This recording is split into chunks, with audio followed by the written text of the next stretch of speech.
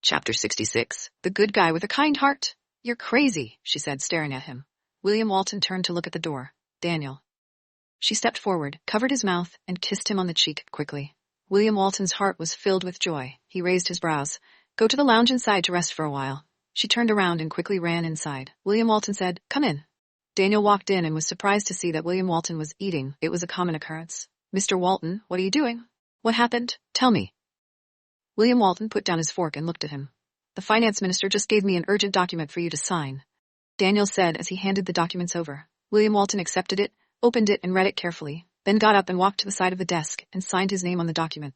Go and hand it to them. Yes. Daniel turned to leave. Suddenly, a ringtone came from the lounge. Daniel stopped and turned to look at the resting room. The ringtone instantly disappeared. Daniel was puzzled. William Walton curled his lips. He could already imagine the expression on her face. Right now, probably she wanted to dig a mouse hole and hide in it. He looked at Daniel and said earnestly, You are free to go. Yes, I will go now. Daniel suddenly knew something and left quickly. She still hid in the room, even Daniel had gone. William Walton left the desk and walked to the entrance of the resting room. Opening the door, he looked at Laura seated on his bed with an upset face. She looked up at him. Is it? Your secretary knows there's someone in there. She was going crazy. Why did Judy call her at this time? Ever since she got to know William Walton, losing face had become a common occurrence for her. He leaned against the wall and looked at her with a smile. If you don't hang up the phone, it would be better, but you did the opposite thing, she said gloomily. In the future, I will never come here and bring you food again. It's only my second time, but I've already been found out. This is too embarrassing. Even he knew that someone was here and brought me lunch. He doesn't dare tell others. Didn't you just say? I lied. Think about it. He is my secretary. He will keep his mouth shut. She stared at him. This man. She stood up and walked over to his side, patting his chest with her hand. You're annoying. Why are you lying to me? I was nervous just now. William Walton held her hands and looked at her lovingly. I'm teasing you because I want to see your cute reaction. She blushed and tried to pull her hand away, but he quickly lowered his head slightly and caught her lips with his mouth. She was stunned for a moment before reacting and pushing him away. However, he pulled her into his embrace. Because their bodies touched each other, she let out a pained groan. William Walton immediately released her. Did I hurt you? Does it matter? She looked at him with a blushing face and said angrily, William Walton, he rubbed her head and smirked. Seeing that you still have the strength to yell at me, it looks like you're fine. You really can't blame me just now. You were too enticing. I don't want to talk to you. I'm going down. She walked around him, hurried out, and left his office. She covered her red cheeks and firmly told herself that she would never come back to deliver food to this scoundrel again. He was too dangerous and never played a card by routine. The whole afternoon she was really busy. After work, everyone gathered around Zoe, who had just been promoted, and wanted her to treat them to dinner. Zoe was also in a good mood. She happily agreed to everyone's request, and also requested that the 4 temporary workers go as well. More than 30 people had come together to eat the buffet. Everyone was looking for a seat, and almost half of the restaurant was occupied. Taking the food, she found a table for 2 to sit at, and Zoe walked over and sat down opposite of her. Laura, you don't mind if I sit here, right? She smiled warmly. Of course not. To be able to sit together with director, maybe I will be promoted as well. Why did you tease me? No, I mean it. Zoe laughed. You're my lucky star, you must eat more. Me? Laura Green looked at her in confusion. Zoe nodded as she looked at her and smiled. I see that you are very close to Amy. Are you good friends? She shrugged. Not at all. We've only eaten together in the cafeteria twice. Then you better be careful of her. Why? Because even though she knows that you've taken the blame for her, she still approaches you with an innocent look. A woman like this might smile on the surface, but she might not be able to stab you in the back. Did I take the blame for her? She asked in a puzzled tone. You probably don't know why Annie is targeting you. Laura Green shook her head. Director, do you know? Because Annie is Tom's lover, and one of the interns was just hooked up with him too. Annie knows about this matter, and when she saw the clothes you were wearing yesterday, she probably thought that you were that person, which was why she was targeting you. Laura with surprise. Then, Tom's lover is Amy? Zoe nodded. Yes, I've personally seen them going shopping together, so believe me, I won't lie to you. Director, I have a question. I'm very curious. Why are you treating me so well? Zoe pursed her lips and laughed. Didn't I say it before? You're my lucky star. Huh? I was promoted because of you. Laura laughed. Am I too stupid? Now that you mention it, I'm even more confused. Although I do not know what exactly your relationship with Mr. Walton is, he promoted me because I stood by your side during your argument with Annie, which is why he gave me the chance. She was so shocked that her chin almost fell off. You just said that, William. Mr. Walton talked with you about me? Right. I can't say too much about the details. I can only tell you, if anything happens while you're in the company, come find me. I will help you. The astonishment in her heart could not be quelled. William Walton would do such a thing for her silently. Who everyone said he was cold-blooded? He was a warm-hearted and good person. At least, he could tell the good person from the bad one. After the buffet, someone suggested going to the bar. Zoe said those who wanted to go could go and others could head back home. With the excuse that her stomach was not feeling well, she said that she would go back first. Zoe said worriedly, "You are sick, I'll send you back." She said, "I'm good, I'll just take a taxi myself." At this time, the most popular boy in the training department, Jerry, stepped forward. "Zoe, I'll go home too, and I can give her a ride." Chapter 67. Do you have a boyfriend? Why you are so passionate? You know Jerry always is passionate to beautiful girls.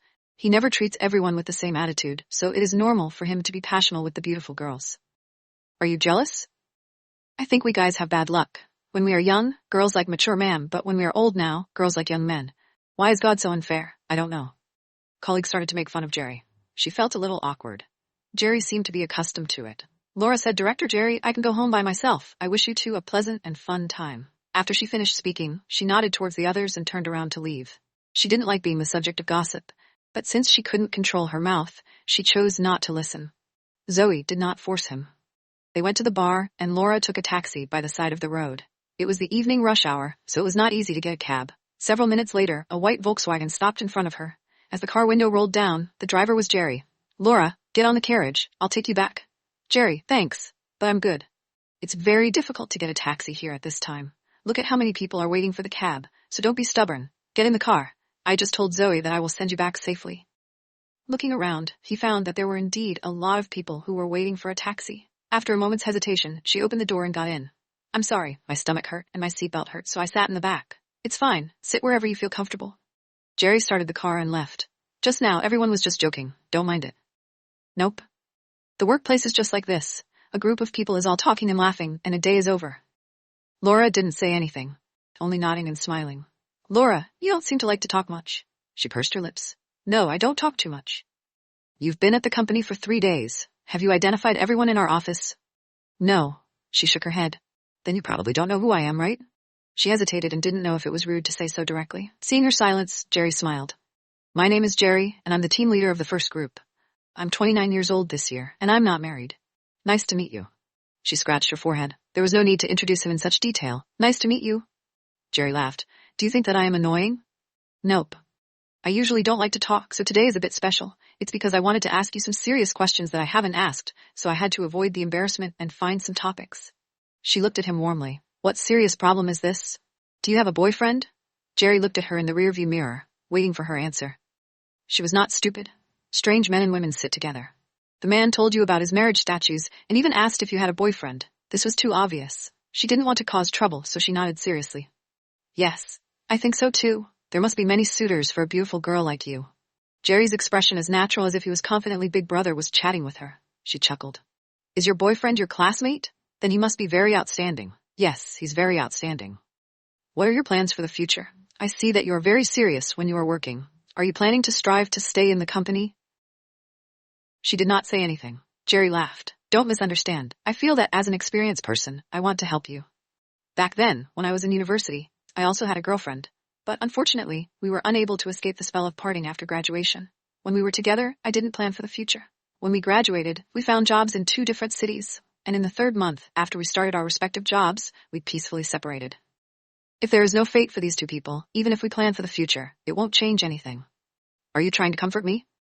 Jerry looked at her in the rearview mirror and pursed his lips. "I am telling the truth." For some inexplicable reason, his words made her think of herself and Avery Harris. Once, Avery Harris had made many plans for their future. Knowing that she wanted to stay in school to teach, other than supporting her, Avery Harris had also guaranteed that he would never leave Philadelphia and wouldn't accept long-distance love.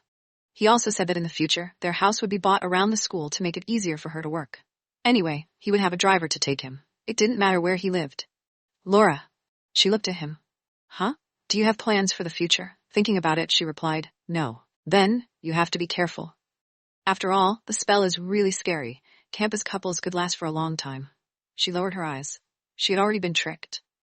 "But don't be discouraged. Even if you and your boyfriend really can't reach the end, an outstanding girl like you will find a man that suits you. You know, when you came into our office, a lot of people had a crush on you. The unmarried young men of our company can all be considered to have excellent performance. After all, if you work for many years in our company, you will get a house as a reward.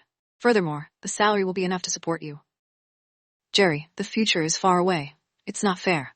After all, some things are very realistic. No matter how much love there is, it won't last long. He even planned to drive her to the entrance of the residential. She quickly said, Jerry, please stop here. I want to take a walk. Do you want me to come with you? She shook his head gently. No, I won't waste your time. You're too polite with me. Stop calling me Jerry. Call me brother. This isn't good. There's nothing bad about it. It's my honor to be able to get close to you. Of course, I also have my selfish motives. I hope that one day when you are single, I can be your boyfriend. Anyway, thank you for sending me back. Goodbye. Saying that, she got out of the car, turned around, and walked quickly into the district. She was scared by his confession. Chapter 68. Don't give your smile to another man. She did not dare to turn back as she jogged to the entrance of the building. She ignored the fancy cars parked by the roadside because she had something on her mind. She passed by the car, the door opened, and William Walton's voice came out from behind. Where did you go? Why did you come back so late? Laura turned around and looked at him in surprise. Why are you here again? You dislike me? This isn't a good place. There's no need for William Walton to come to visit this place every day, right? William Walton took out the lunchbox from the car and handed it over to her. You don't know how happy I am seeing you leave your lunchbox at my office. After all, there is another reason for me to come and find you. However, your attitude makes me unhappy. Laura Green received the lunchbox. He still dared to mention this afternoon. If it wasn't for him suddenly acting recklessly, would she have been scared off by him? She turned and walked back into the building. William Walton kept his hands in his pockets and followed her. You still haven't told me where you went. Thinking about what Zoe had just said to her, she looked at him. Thanks to you, today, Zoe has been promoted to supervisor. She invited the people from the office to dinner. William Walton laughed. Seems like you know about it. Didn't we say that we wouldn't let anyone know about our relationship? I won't let you be bullied on my turf. The two of them went into the elevator, and William Walton said, I still haven't eaten, please cook for me. She looked at him warmly. You're always like this. Your cook will feel very frightened. You're not asking me to give you a salary, are you? Upon hearing his words, she turned her head and gave him a gentle smile. Seeing her smile, William Walton raised his eyebrows. From now on, you are not allowed to smile to other men. She squinted at him. Just like that, just stare at them until none of them dare to covet your beauty. She rolled her eyes and got out of the elevator. Returning home, she went to the kitchen to make dinner for William Walton. She finally understood that William Walton wouldn't give up until he had reached his goal. If she didn't cook for him tonight, he would probably be staying here. Seeing that he was enjoying his meal, she sat across from him and hugged herself as she stared at him. In the future, don't do this again. William Walton raised his eyebrows and looked at her. What? It's not appropriate that you always come over to my place to eat. Are you complaining that I've eaten too much? As William Walton said this, he took out a bank card and placed it on the table. For my meals in the future, I will pay by myself. I give you this card, and you can use it to buy some vegetables and meat. The password is, she was displeased. If you say another word, you get out of my house immediately. I do not welcome capitalists like you here. Everyone says that a woman's heart is like a needle under the sea. Now I've experienced. He put down his fork and said, so tell me, why I can't come here and eat dinner? We are not at the same level. Neither of us is suited for each other. Laura Green said calmly. Who would have imagined that the high and mighty William Walton would be holed up in such a small house, eating the normal food made by ordinary people like me? We aren't even on the same level. Could it be that the high and mighty William Walton is no longer a human? Laura, do not treat me differently from others. I desire to love and care more than others. I always thought that you could understand me. The space between her eyebrows slightly twisted. His words caused her heart to ache. He looked at her for a moment, then got up and went to the door. Where are you going? Didn't you say that you didn't welcome me? I'll just leave. William Walton opened the door and went out. She sat at the dining table, exhaled, and scratched between her eyebrows. Did this man have to be so sensitive? He couldn't be angry, could he? Did her words hurt his heart? She didn't say anything bad. After all, from her perspective, he was indeed not from the same world as her. Forget about it. Just let him go. She gathered up the plates on the table and carried them back to the kitchen. Originally, she wanted to wash the dishes, but when she thought about William Walton's depressed look when he left just now, she felt extremely guilty. After all, she never treated him with a good attitude. How lonely he must be to come to her for comfort. For some baffling reason, a single sentence that Benjamin had once said flashed into her mind. That time, when she was giving him supplementary lessons, he was in a bad mood. He was distracted by the questions repeated 4 times. She asked him, did something happen? Benjamin said, Miss Green, have you been isolated by others before? What? Are you isolated from others? She asked in bewilderment. Benjamin said rather awkwardly, didn't I ask you first? Yes, I'm often isolated. He was a little curious. Why? You're good, looking, have such a good personality, and study well. Your background is as ordinary as everyone else's. Why are you still isolated? Seeing the frown on his forehead, she said half jokingly, the reason why girls isolate me is that I am beautiful and good at studying. The reason why the boys have isolated me is probably that they feel that I'm not easy to get along with. After all, when facing the boys, I always show my bad attitude. Then why did you do that? Because I don't want to complicate a simple life. You also said I was a beautiful girl, right? For people like me, if I get too close to any guy, others will gossip. Perhaps my kindness to a certain man might cause that person to think that I like him. The simple relationship we have might cause unnecessary misunderstandings due to the differences in thoughts between people. Once there is a misunderstanding, I have to explain. I will lose this friend of mine, and then others will be hurt because of someone else, and they will slander me behind my back. I like simplicity, so I would rather be what others call a cold person than making life too complicated. And you, who dares to isolate you, a young master who can get anything he wants? Miss Green, look, you've already unconsciously divided the categories for me in your heart. You also think that I'm a young master, right? Laura's brows slightly knitted together. Aren't you? But I am also an ordinary student. The isolation I suffer is not the ostensible isolation. It's the kind of... After you were born, you were automatically divided into categories by others. In the eyes of others, I belong to a special group. I am different from them by nature. However, I don't understand. What's the difference? I also want to make friends. I also want to play ball with my friends. And I also want to live their ordinary student life. I don't understand why I'm different. Could it be that it is because I was born in Walton family? Chapter 69, Big Boy Who Needs Love. She thought about the depressed expression on Benjamin's face, and the following sentence. Is it just because I was born in Walton family? She turned to the kitchen door, feeling even more guilty. Thinking about the last time he asked her to work at the company, the only condition she had was to cook for him. At the time, she had thought he was playing with her. However, what she did not expect was that his words caused her to feel a wave of uneasiness in her heart. He had just said, he is a human too. Don't treat him differently. He desires to love and cares more than others. When he said these words, there is bitterness in his eyes. She exhaled, wiped her hands on a towel, and opened the door to leave the kitchen. She took her cell phone, quickly got into the elevator, and went downstairs. When she reached the door, the dazzling Maybach was still parked in front. She bent her body slightly and saw him sitting in the car. For some reason, she felt an inexplicable sense of relief. She went to the co-pilot side and opened the door. She got in and looked at him.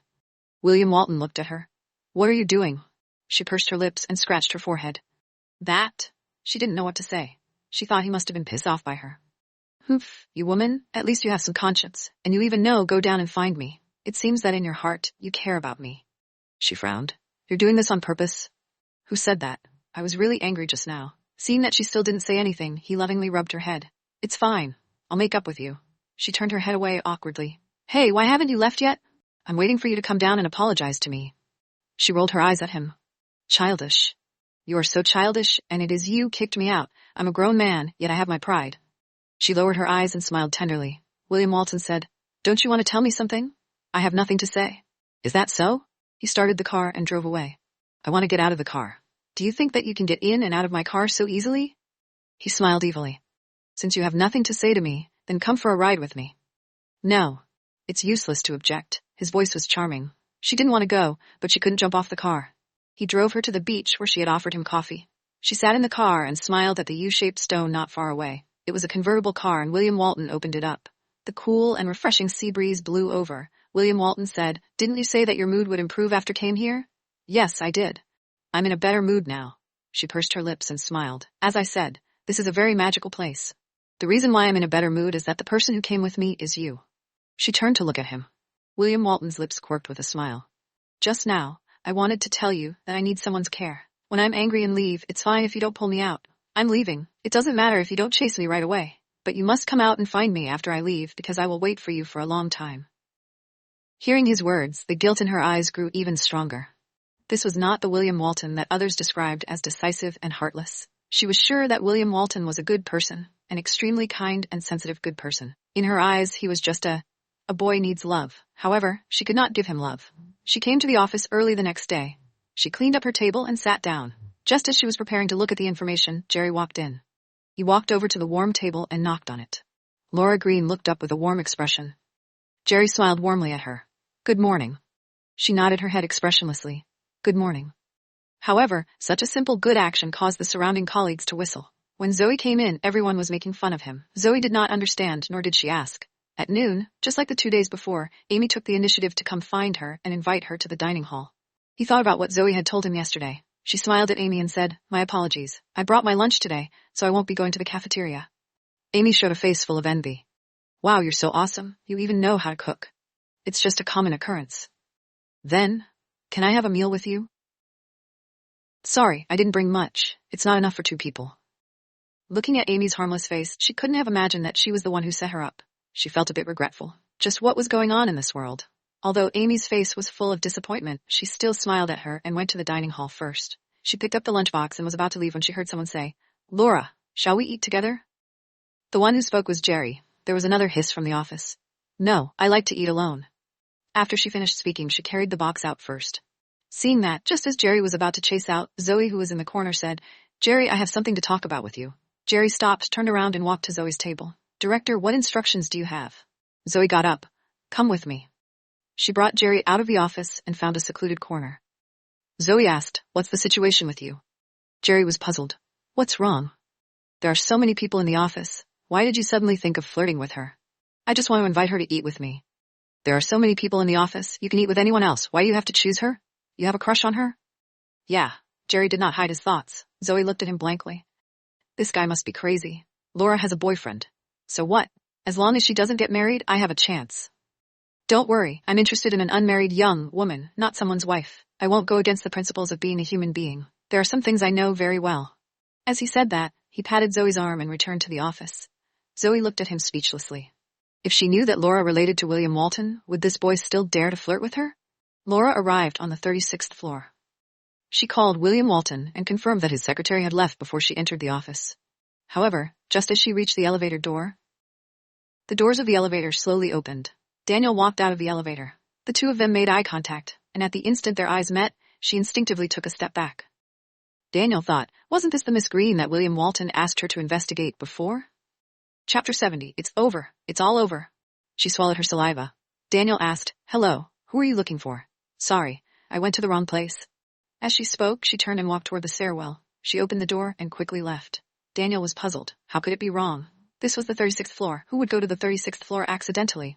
Besides, why did she take the stairs? Did she have to run down there on foot? Shaking his head, he turned around and returned to his desk in front of the CEO's office. He took out his car key and prepared to go downstairs again. Taking a few steps, he suddenly thought of the dishes that were placed on William Walton's table yesterday and the weird ringtone in William Walton's resting room. He smacked his head. No wonder William Walton told him to leave these past few days when it was time to get off work. It seemed like he was secretly messing with that woman just now. Didn't that mean he had ruined William Walton's plans? After a moment of hesitation, he turned around and knocked on the door to the CEO's office.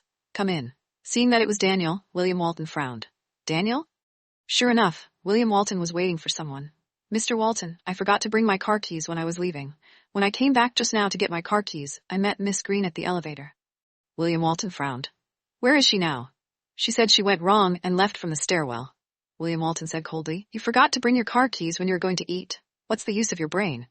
Daniel felt injured. People make mistakes. William Walton took out his phone and called her. After the call connected, an urgent voice came from the other end. "It's over. It's over. I was just seen by your secretary. Luckily, I was smart and said I went the wrong way. Now I've sneaked downstairs. I don't know if he will suspect me." William Walton rolled his eyes at Daniel. Daniel immediately lowered his eyes. "He's gone. You can come up." "No, I'm scared to death. You eat lunch by yourself." Saying that, she directly hung up the phone. She stayed at the foot of the stairs, sat down on the steps, opened her lunchbox, and began to eat. William Walton threw his phone on the table and stared at Daniel. Daniel felt even more guilty. "Mr. Walton, I'm sorry. Can I have your sorry as a meal? Order me lunch." "Yes." Daniel left his office feeling guilty. Halfway through the meal, someone pushed open the door at the top of the stairs and smoked a cigarette. Seeing her there, he closed the door and left. A few minutes later, the staircase door opened again and Jerry came in. He walked up to her and smiled. "So, you're eating here." Feeling awkward for a while, she wiped the corner of her mouth and decided to put the lunchbox away. It was said that dogs who ate were not allowed to be disturbed. This man was true. "Jerry, why you didn't go to eat yet? I was going to treat you to a meal. Since you didn't say yes, I haven't gone downstairs yet. Are you not going to eat anymore?" "Yes, I'm full." She was about to put the lunchbox away. Jerry had already taken her lunchbox from her hands. "Then you don't mind, I'll pick up a loophole. It's not good to waste food, after all, right?" She wanted to take back the lunchbox. "Jerry, I've already eaten this, it's not good." We're all colleagues, so it's okay. He smiled as he took the lunchbox away from her and sat down on the floor beside her. She stood up and walked around to the foot of the stairs, keeping distance with him. Seeing that, Jerry spoke with some disappointment. Laura, do you hate me? She clasped her hands behind her back with a calm expression. Jerry, I understand what you mean last night, so I hope that we can keep some distance. After all, I have a boyfriend, so I have to take responsibility for my boyfriend. If your girlfriend did the same thing and flirted with another man behind your back, you would also feel uncomfortable, right? After she finished speaking, she bent down to retrieve the lunchbox from his hands. I'm not used to letting others eat the rest of my food, so I'm sorry, so I will take this. I still need to go back and do some work. Jerry felt even more satisfied with her. After all, there weren't many girls who were as good as her. If he was her boyfriend, he would love her and take care of her. In the evening, William Walton came to her house again, and his excuse was that she didn't bring him lunch today. She felt that she had provoked a piece of plaster. She couldn't even tear it off. As the two of them were eating, a thought flashed across her mind. Oh right, let me tell you in advance, from noon tomorrow onwards, I will no longer bring you food. For fear of being seen by my secretary? Do you want me to fire him? William Walton was joking, but Laura Green took it for real. He glared at him. It's not because of your secretary. Every time I go up there, my heart would start beating wildly, and I feel even more nervous than if I had attended a large exam. I don't want to live so tiredly every day. But you already promised to cook for me.